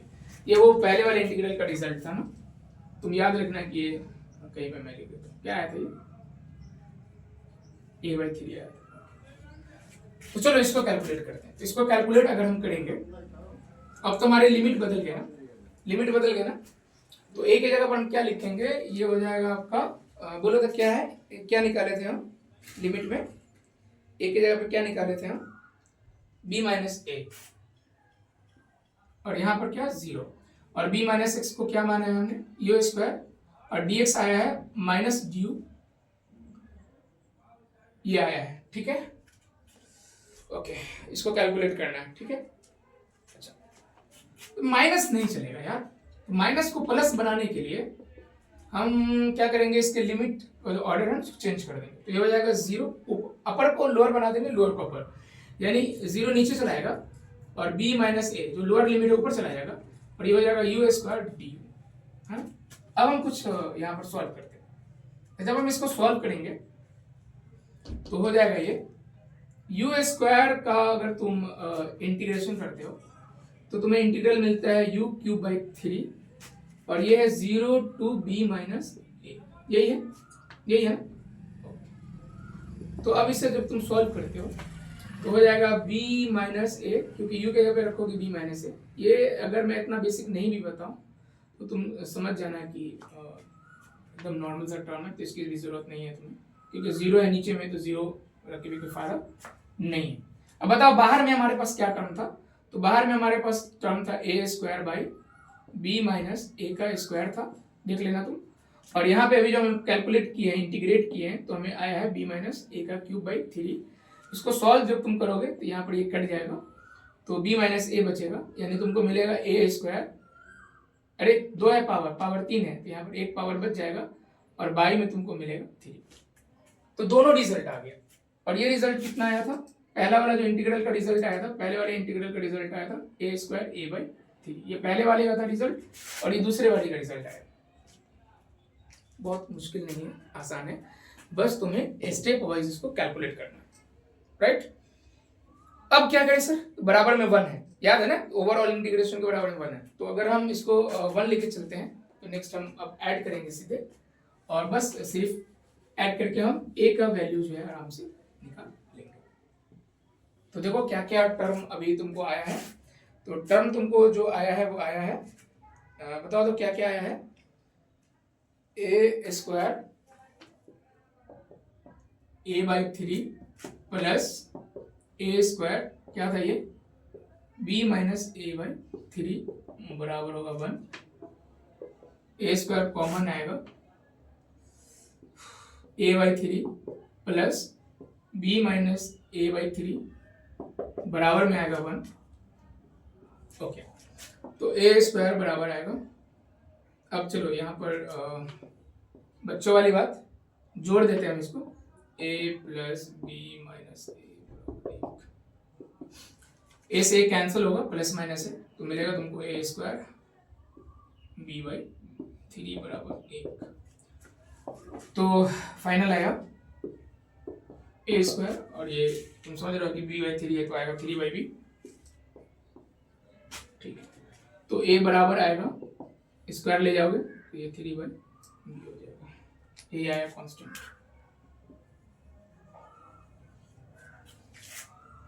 चलो ये रिजल्ट्स आए तुमको, है ना, तो मिला के देख लो कि तुम्हें ये रिजल्ट्स आए हैं कि नहीं आए हैं, और स्टेप वाइज जो है चेक कर लो। इस इंटीग्रेशन को सॉल्व करना मुश्किल नहीं है, बिल्कुल नहीं है, स्कूल टाइम पे ही हम लोग काफ़ी पढ़ चुके हैं इसमें। थोड़ा सा मैंने सब्सटीट्यूशन मेथड का यूज़ किया है, क्योंकि b माइनस एक्स बार बार आ रहा है। अब इसको तोड़ के भी बना सकते हो, थोड़ा हार्ड हो जाएगा, वो लंबा चला जाएगा, इसलिए मैंने यहाँ पर सब्सटीट्यूट किया है, कोई बड़ी बात नहीं है। सब्सटीट्यूशन के दौरान एक बात और ध्यान रखा है मैंने कि dx जो है वो माइनस डी आया था, माइनस में नहीं चलने के कारण मैंने उसके लिमिट को चेंज करके ऑर्डर को लोअर को अपर बनाया, अपर को लोअर बनाया, फिर माइनस को प्लस कर दिया। आफ्टर नॉर्मलाइजेशन थोड़ा सा रिजल्ट्स लिख लो, क्या रिजल्ट्स मिले हैं हमें, क्या रिजल्ट मिले हैं। कोई अगर डाउट होगा तो बताना मुझे, कमेंट में पूछ लेना, मैं जवाब एकदम मतलब बहुत एक्टिव रहता हूँ इसमें। तो आफ्टर नॉर्मलाइजेशन क्या मिला है, नॉर्मलाइजेशन से पहले जो वेव फंक्शन था, थोड़ा दोहराओ तो क्या था वेव फंक्शन। नॉर्मलाइजेशन से पहले क्या वेव फंक्शन था कि साई एक्स, बोलो तो क्या था, ठीक है, A X by A 0 to f के, और ऐसा था b माइनस एक्स था ना, और b माइनस ए था, राइट, और ये क्या था a to b, और एक 0 था अदरवाइज। ओके, तो क्या क्या करें हम आफ्टर नॉर्मलाइजेशन, तो हमें a तो मिल गया, तो कुछ नहीं सर, a का वैल्यू रख दो, क्या मिला है 3 बाई बी मिला है, यहां भी क्या मिला है 3 बाई बी मिला है। ये एक खूबसूरत सा वेव फंक्शन आया आफ्टर नॉर्मलाइजेशन, ये और अच्छा लगने लगा, है ना, कि नॉर्मलाइज करके हमने कांस्टेंट का वैल्यू √3 बाई बी निकाला हुआ है आफ्टर नॉर्मलाइजेशन। तो अब हम लोग नेक्स्ट क्वेश्चन की तरफ चलते हैं, जो कि है A E minus lambda X minus square, वही है, तो इसका रिजल्ट तुम निकाल लेना। एक दो क्वेश्चन है, छोटे छोटे क्वेश्चन है, जो तुम्हें करने हैं, ठीक है। ओके, ग्रिफिथ का एक और क्वेश्चन है, ये था 1.7, तो 6 रह गया, 6 कर लेते। तुम खुद भी कर सकते हो, मैं तुम्हें होमवर्क दे सकता हूँ कि तुम खुद से कैलकुलेट करो, लेकिन मैं चाहता हूँ कि यहाँ पे हम कैलकुलेट करते हैं, क्योंकि इसमें मुझे एक बात बतानी है। प्रोबेबिलिटी डेंसिटी जो है गिवन है, क्वेश्चन है 1.6। इससे पहले हम लोग देख रहे थे वेव फंक्शन गिवन होता था, इसमें प्रोबेबिलिटी डेंसिटी दी हुई है, और प्रोबेबिलिटी डेंसिटी रो एक्स का वैल्यू दिया हुआ है A E minus lambda X minus A square, A E minus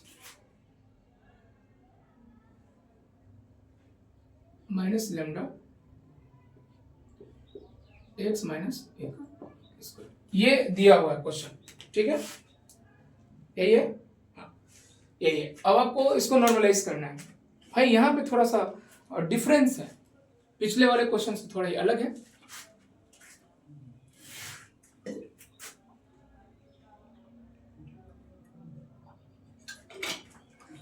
कैसे अलग है, कैसे अलग है? क्योंकि ये ना प्रोबेबिलिटी डेंसिटी गिवन है इस क्वेश्चन में। इससे पहले हम लोग साई लेके चल रहे थे, तो कुछ नहीं है, ये और आसान है क्योंकि इसमें स्क्वायर नहीं करना पड़ेगा।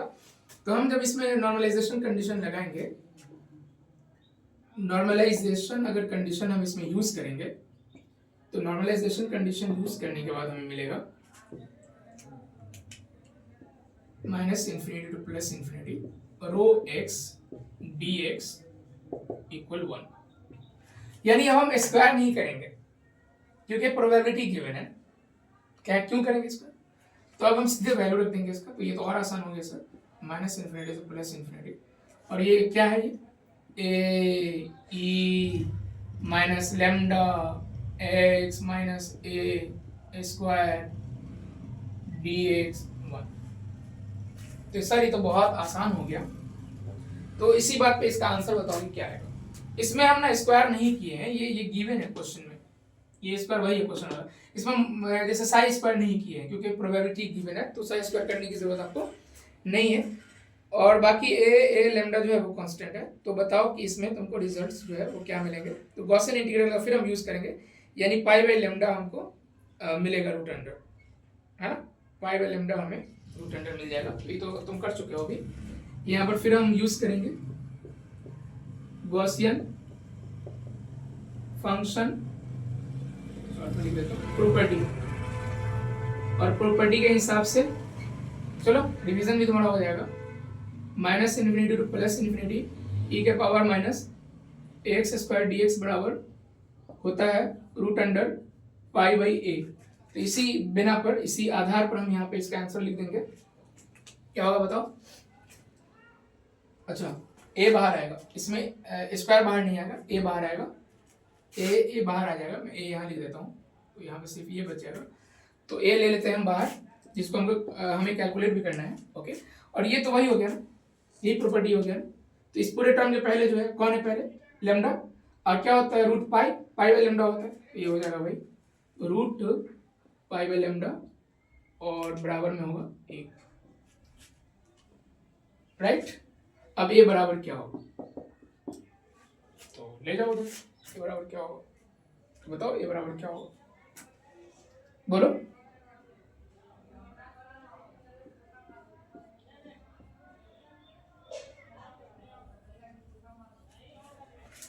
तो इतना आसान सा ये है। अच्छा, उधर जाकर पलट जाएगा क्या? हाँ, ये पाई बाई लेमडा उधर जाकर के लेमडा बाई पाई हो जाएगा ना, सॉरी गाइस, ये उलट जाएगा तो लेमडा बाई पाई होगा। आप हाफ लिखो पावर, या आप चाहो तो इसको लिख सकते हो रूट से भी लिख सकते हो लेमडा बाई पाई, क्योंकि उलट जाएगा, पलट जाएगा, ये ऊपर वाला नीचे हो जाएगा, नीचे वाला ऊपर हो जाएगा। तो ये इसका नॉर्मल सा एक कैलकुलेशन है, और ये तो वही है गॉसियन वेव फंक्शन। लेकिन यहाँ पे ध्यान देने वाली बात क्या है ना, कि इस क्वेश्चन में स्क्वायर हम अंदर में नहीं कर रहे हैं, क्योंकि साई गिवन नहीं है। साई गिवन होता है तो हम प्रोबेबिलिटी बनाने के लिए स्क्वायर करते हैं, यहाँ प्रोबेबिलिटी दी हुई है तो स्क्वायर नहीं करेंगे। रेंज आपका लिमिट जो दिया रहेगा वही लेंगे, लिमिट यहाँ पे गिवन नहीं है क्वेश्चन में, पूरे स्पेस की बात हो रही है तो minus infinity to plus infinity लेंगे। बाकी जो ये जो कैलकुलेशन आप देख रहे हो, ये गॉसियन वेव फंक्शन की प्रॉपर्टी पर है, कि जो ये स्क्वायर वाला टर्म है उसके पहले वाला जो कांस्टेंट है वो पाई के बाई में जाएगा। ठीक है, चलो तो ये तो हो गया। अब एक दो और क्वेश्चन है। अगर तुम बोर हो गए हो तो मैं रहने दूँ आज, अगर तुम थक गए हो, तुम्हें लगता है कि बहुत हो गया है, तो जैसा चाहो तो हम यहाँ पे भी हम इसको ड्रॉप जो है कर सकते हैं। ठीक है, इसको ड्रॉप किया जा सकता है कि अगर तुम चाहते हो और क्वेश्चन बनाना, और क्वेश्चन भी बना सकते हो। फिर इसमें हम वही करेंगे, फिर आई एक्सपोनेंशियल टर्म का इजाफा कर देंगे। इससे कोई फायदा होगा नहीं क्योंकि प्रॉपर्टी तो सेम ही रहेगी।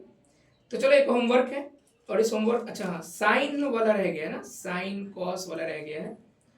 तो साइन कॉस वाला पहले बना लो। साइन कॉस भी साइन वो जो बॉक्स वाला जो आता है वो वाला भी बनाना है तुमको।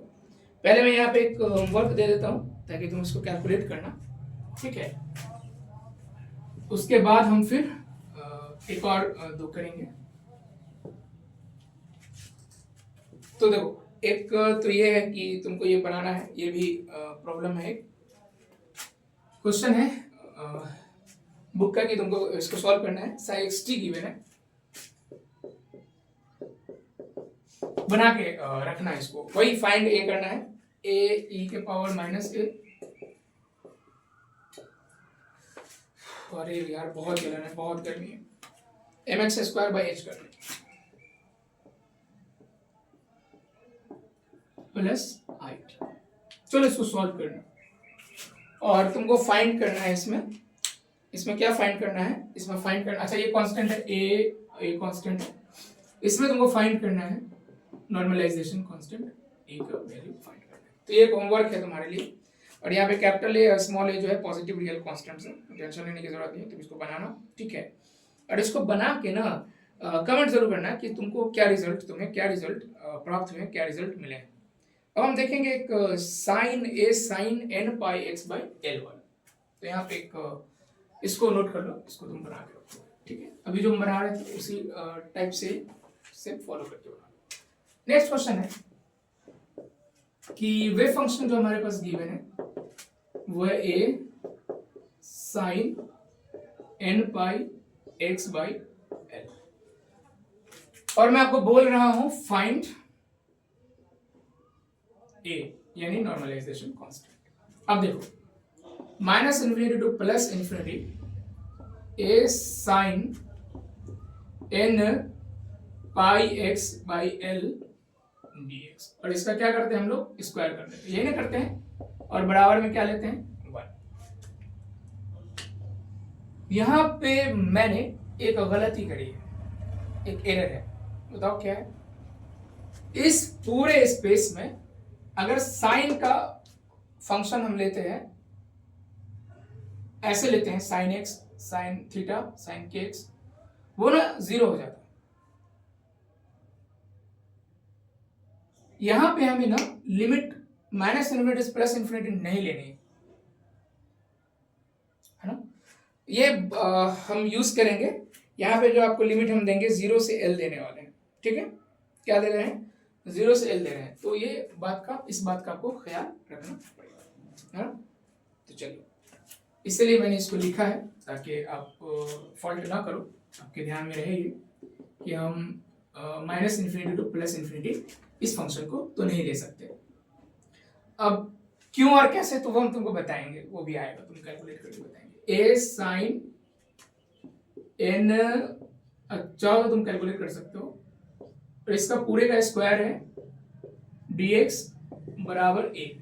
तो ये तो आराम से बना लोगे तुम लोग, बेसिक इंटीग्रेशन तुमने पढ़ा है, और उसके चलते ये बन जाएगा तुम्हारा, मिलेगा minus infinity to plus infinity A square sine square.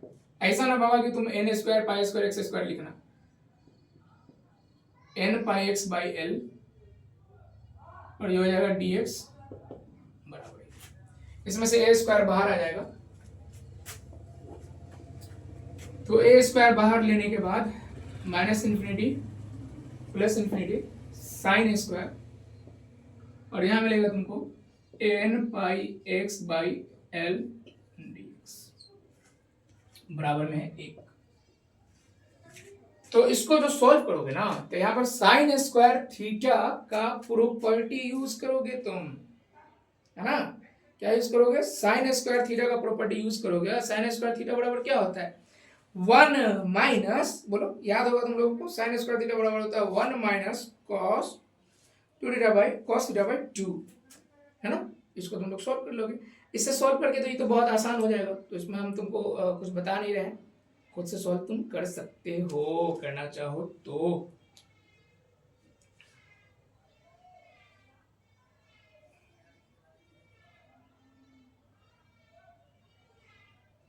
One minus cos 2 theta by 2। तो यहाँ पर हम इसको अगर सॉल्व करना चाहें तो हम एक फॉर्मूला लेके चलेंगे ट्रिगो से, और साइन स्क्वायर थीटा बराबर होता है 1 माइनस कॉस स्क्वायर नहीं है 2 है, कॉस 2 थीटा बाई 2। इस प्रॉपर्टी का हम यूज करेंगे, यूज दिस इंटीग्रेशन करने के लिए, इंटीग्रल फाइंड आउट करने के लिए। लिमिट तो आपको फिर से मैंने गलत लिख दिया भाई, यहाँ पे गलती जो हुई है उसको मैंने अभी भी ठीक नहीं किया।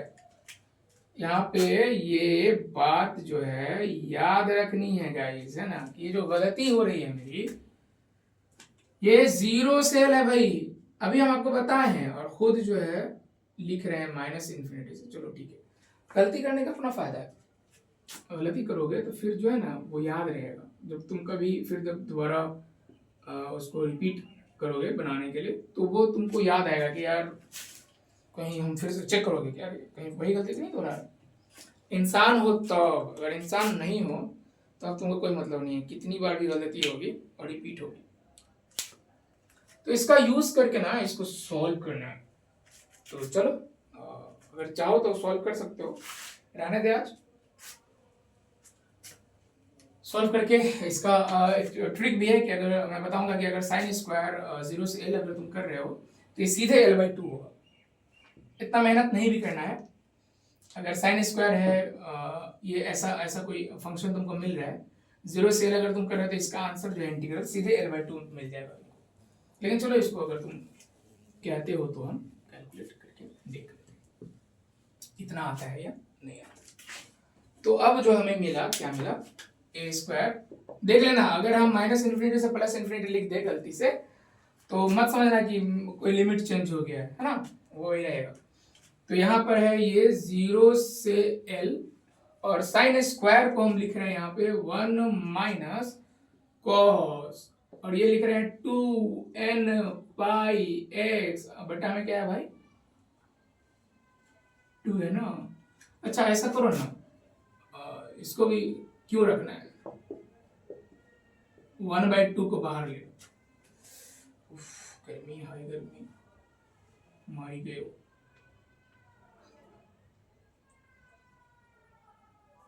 dx equal 1।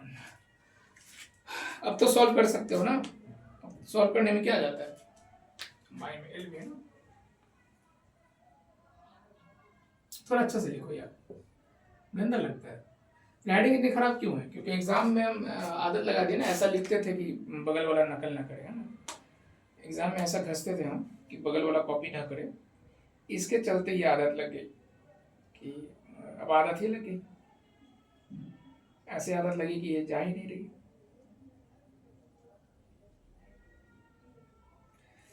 तो चलो इसको सॉल्व कर लो। तो सॉल्व जो करोगे तो मिलेगा तुमको,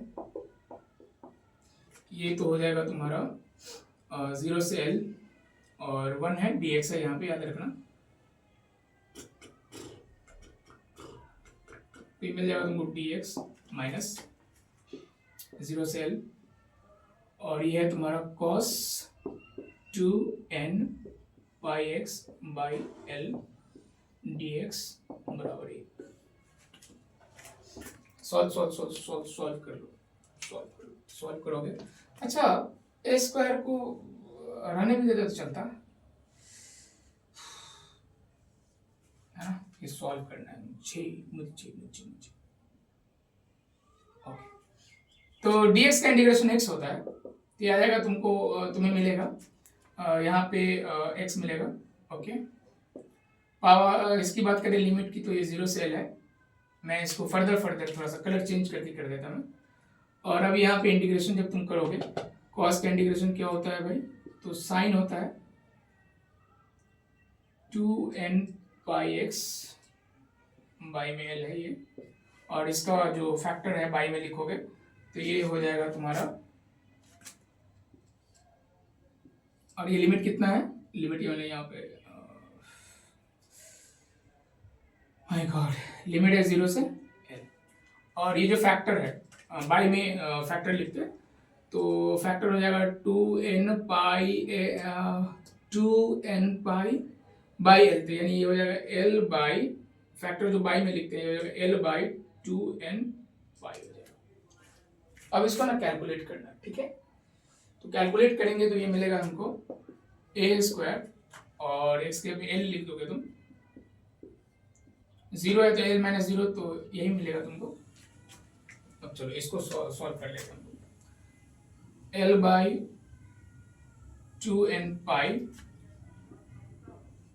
साइन, देखो भाई 2n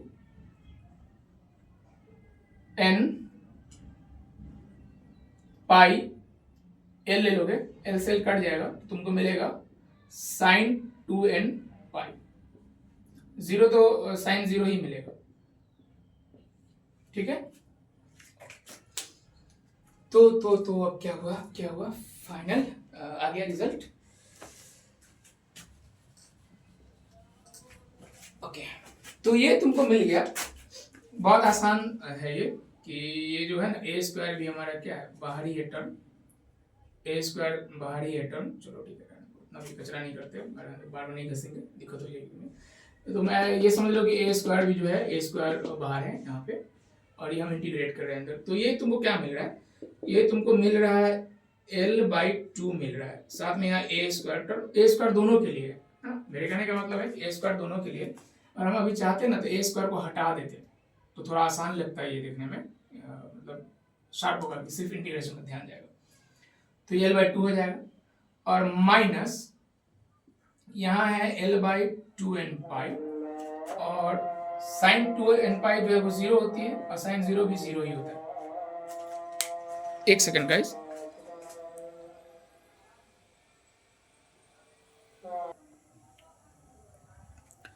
तो ना यहां मिला हमें l बाई 2, ये l बाई 2 है, ये जो टर्म है हमारा l बाई 2, और ये साइन ये पूरा 0 है, तो एक और देखो कि जो सेकंड टर्म तुम तो समझ गए होगे पहले ही ये क्या हो रहा है, यहाँ पे 2n पाई और यहाँ 0 है तो ये सेकंड टर्म 0 हो गया, तो हमें सीधे मिला सिर्फ l बाई 2।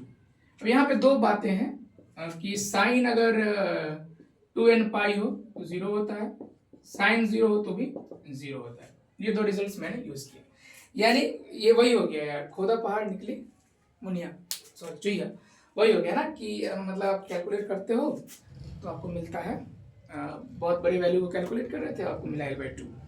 तो अब हम आते हैं कि फाइनल रिजल्ट्स पे, ये एक इंटीग्रेशन प्रोसेस के तहत मैंने किया है, इंटीग्रल फाइंड किया है, अगर आपको कोई दिक्कत होगी तो बताना हमको, ठीक है। ऐसे हम इंटीग्रेशन का ना एक वीडियो लेके आने वाले हैं सेपरेट, जिससे आपकी दिक्कत जो है वो दूर हो जाए, क्योंकि बहुत यहाँ पे दिक्कत होती है स्टूडेंट्स को, है ना। तो हमें तो 0 मिल गया, तो 0 मिल गया तो क्या मिला, तो ए स्क्वायर l बाई 2 बराबर 1, इसलिए ए स्क्वायर बराबर हो जाएगा 2 बाई एल। एक मशहूर रिजल्ट है जो हम फेमस रिजल्ट है जो हमको पढ़ाएंगे आगे, तो मिलेगा ये, तो मिलेगा आपको 2 बाई एल, और ये नॉर्मलाइजेशन कांस्टेंट है, एक वैल्यू हमने निकाल लिया। तो आफ्टर नॉर्मलाइजेशन जो रिजल्ट आएगा वो आएगा, आफ्टर नॉर्मलाइजेशन क्या आएगा, ये नॉर्मलाइजेशन से पहले हमारा जो फंक्शन था वो था psi x a sine n pi x by l था, ए का वैल्यू अब हमें मिल चुका है, तो हम यहाँ पे लिख देंगे ए का वैल्यू क्या मिला है, रूट 2 बाई एल, और यहाँ हो जाएगा साइन और क्या है n pi x by L, ये रिजल्ट हमें मिला है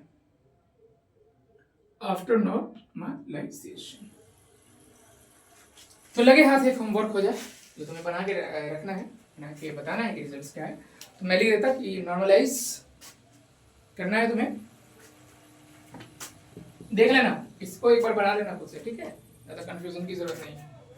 तो वेव फंक्शन कुछ ऐसा दिया हुआ है, ये क्वेश्चन है कि तुम्हें बनाना है a cos 2 छोड़ना वही दे देता हूँ n by x by l, और ये वही है, और फाइंड करना है 0 से l में ही फाइंड करना है a। फाइंड a या हो सकता है बोलेगी नॉर्मलाइज करो, है ना, फाइंड a बोलेगा, ये आपको बोल देगा कि आप क्या करो, इसका नॉर्मलाइज करो। तो आप इसको भी नॉर्मलाइज करो, बताओ तो इसका भी वैल्यू आएगा आपको a बराबर रूट 2/l ही आएगा, है ना। तो चलो ठीक है, इसको करके रखना और फिर मुझे बताना कि क्या रिजल्ट्स तुमको देखने को मिले हैं, ठीक है। अगर कोई प्रॉब्लम होगी तो कमेंट ज़रूर करना। और भी क्वेश्चन है जेटली वगैरह के देखेंगे फिर।